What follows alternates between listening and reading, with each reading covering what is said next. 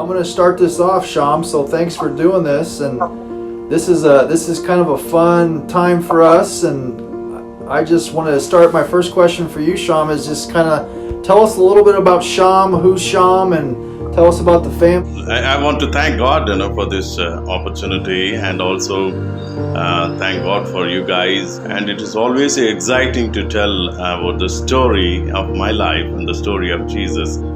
Parents had their mixed background. For example, my father was from the Hindu and is still lives as a Hindu. My mother was a nominal a Catholic, and somehow happened to get married, and they did not have a very good marriage. And at the age of 4, I think, if I'm correct, and they got separated. There is a lot of conflicts, and he was very abusive, and it was very difficult for my mother to survive with him. And so she happened to come back to my grandparents, that is my mother's mother and mother's father.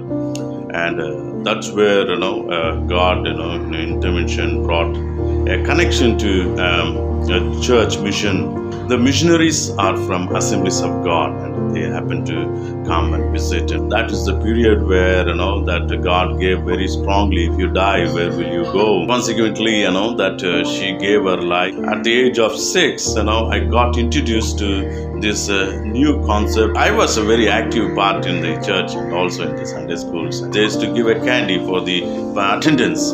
They used to give a candy for memorizing the verses. They used to give a candy, somebody who sings very loud.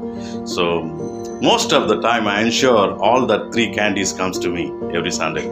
As I went through my pre-teen and the teen, there is a question was coming, because really, the identity of myself, because my father is still Hindu. I'm a first generation Hindu actually, and the first generation Christian. Crossing over the 2 questions going in my mind, but I did not have the audacity and the courage to ask my mom or to the pastors, because if you ask pastor about your faith and belief and all these questions, you become a very rebellious child. 1983, at the age of 13, and happened to attend one of the youth camp. I remember one of the assignments they asked in the youth camp. I said I would like to help in the kitchen. You know why?